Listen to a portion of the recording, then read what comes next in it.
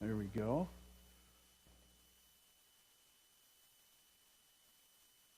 Joshua chapter 1. After the death of Moses, the servant of the Lord said to Joshua, the son of Nun, Moses' assistant, Moses is my servant, is dead. Now therefore arise, go over this Jordan, you and all this people, into the land that I am giving to them, to the people of Israel.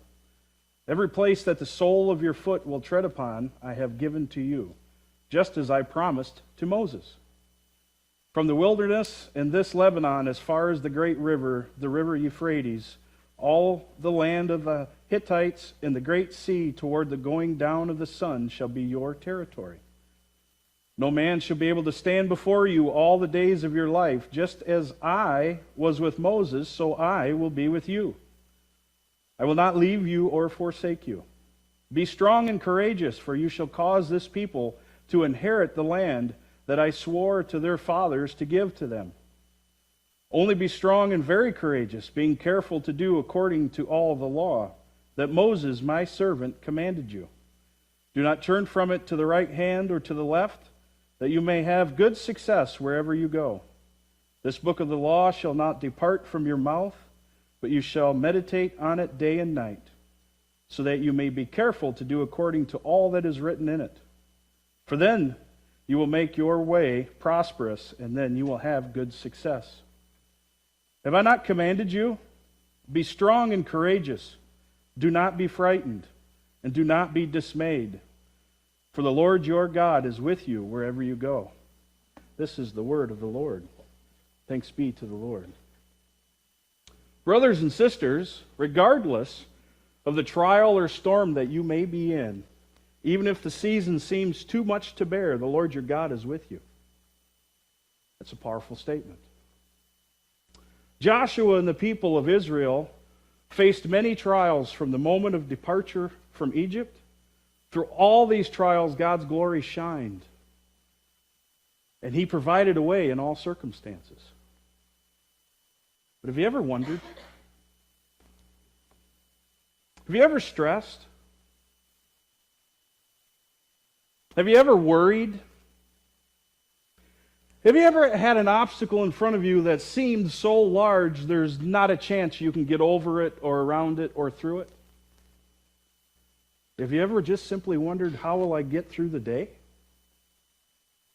I wonder that from time to time. Have you ever thrown your hands in the air and said, that's it? I'm done. I can't. Why bother? Every head should be nodding. We've all been there, haven't we? Well, in today's text, God makes a promise to Joshua. Hear this promise. No man shall be able to stand before you all the days of your life. Just as I was with Moses, so I will be with you. I will not leave you or forsake you. But still, I can't help but wonder. Did Joshua wonder? Joshua, born a slave. Think about that for a minute, okay? He's about 50 years old from the time of the Exodus. So 50 years a slave. This is all Joshua would have ever known as the life of a slave. That's hard for us to comprehend, isn't it? Our simple minds to comprehend the life of a slave. So I thought I'd share it with you for a moment. So Joshua wakes up by the alarm on his cell phone. Hits snooze, right? And if you're like me, it takes 3 snoozes, even though I've been awake for 45 minutes before the alarm goes off. Joshua climbs out of bed, does the big stretch, gets on the website to Panera's, orders cappuccino, bagels, cream cheese, scratches the dog's ears, out the door. Sound familiar? Joshua, of course, he goes through the drive-thru because they have that at Panera's now. You can pull up, text I'm here, they'll bring it out to you, right? So I'm sure he grabs his bagel and his cream cheese, eats it on the way to work. He gets there, right? Making bricks. Joshua's making bricks. That doesn't sound too bad, does it? It's not too bad, right? I'm sure there's a break about 15 minutes in. No, I'm sure there isn't. But I'm sure, labor laws come into effect, and I'm sure he's allowed to take a break at some point from the sunrise to noon, I would think, get his 15-minute break in so he can have his water cooler talk, right? Man, the clay's tough today. It's hard to make these bricks, right? But I'm sure lunch is catered in. I don't think Little Caesars, maybe. But I'm sure it's brought in. He's just a slave. Whistle blows at the end of the day, goes home, scratches the dog's ears again. Maybe makes some tomato soup. Maybe grilled cheese, because they go good together. Watch a little TV. Probably send out a couple tweets. Go to bed. Does that sound familiar? It's hard to put that context into the word slavery, isn't it? But that's what Joshua knows is his daily routine. That's what he knows. And then along comes a man named Moses. Well, this is where I start to wonder. This man named Moses comes to town, and there's all this talk about let my people go. There's all this stuff about, there's going to be plagues and all this kind of stuff, and I'm sure Joshua's wondering, man, is this guy nuts or what's going to happen? All I know is what I've been doing every day. I don't want to change. Change is hard. Change is difficult. My life is, it might be hard, but it's okay. But then things start happening. Things start changing. It's beyond Joshua's control. And then I like to fast forward a little bit because there's a big piece of that story we're not going to go through today.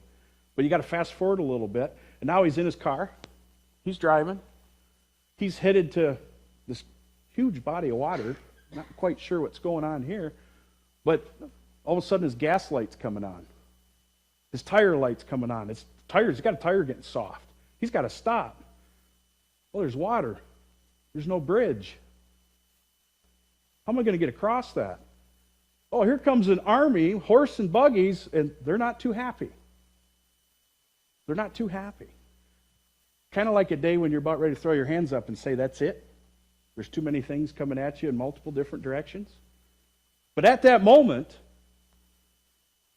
by the authority of God, Moses raises a staff and the waters part. And God made a way. God made a way for his people to get away from the perils of the army behind them. He made a way for them to be able to survive. I don't know about you, I'm not an Olympic swimmer. I'm not making it across any body of water that's bigger than the creek in the backyard. Okay, but pause for a minute. Let's look at this through the eyes of Joshua. He's facing certain death, isn't he? The sea isn't parted yet. There's no way across. There's no bridge. If I stay here, there's an army coming behind me. I'm not going to make it across the water. But yet then the glory of God shines. The glory of God shines for all of his people. In the midst of a certain end, God was there. So now let's fast forward. 50 years in the wilderness, Joshua, at a young, mature age of 90, Moses laid his hands upon him and prayed, put him in commission over the people of Israel, and Moses dies. And the Lord speaks to Joshua. And he says, over the Jordan you shall go. What? Wait a minute. We just did that 40 years ago. Now I got to go back over the water again? Does that sound familiar? Have you ever worked somewhere for a long time and think it's okay? And then God changes it? Moves you into a new building, a new practice, totally changes your career, changes everything for you, right? But he's making a way, isn't he? Okay? Joshua, he's witnessed the mighty hand of the Lord as he parted the sea for his people. He is going to be assured that he believes in the promises of what God has said. And God makes a command. This is a very strong command. Be strong and courageous, for you shall cause this people to inherit the land that I swore to their fathers to give them. Only be strong and very courageous. Well, Joshua could see this promise right in front of him. It's the Jordan. He could see the other side of the Jordan. But I wonder, What's he wondering? He can see and he believes that God will be there for him everywhere he's going to go. What about us? What does this mean for us? As the Lord made a way for his chosen people to get to the land of milk and honey, to get into the promised land, he has made a way for us. His name is Jesus. The promise in Jesus. In the work of Jesus on the cross, in his death and his sacrifice for us, so that we may be forgiven. He has given us a way. He has given us a way to make it across that river, to make it through that trial. He has given us a way. So listen very carefully to the last verse, the command that God has given. Have I not commanded you? Be strong and courageous. Do not be frightened, and do not be dismayed. For the Lord your God is with you wherever you go. Amen.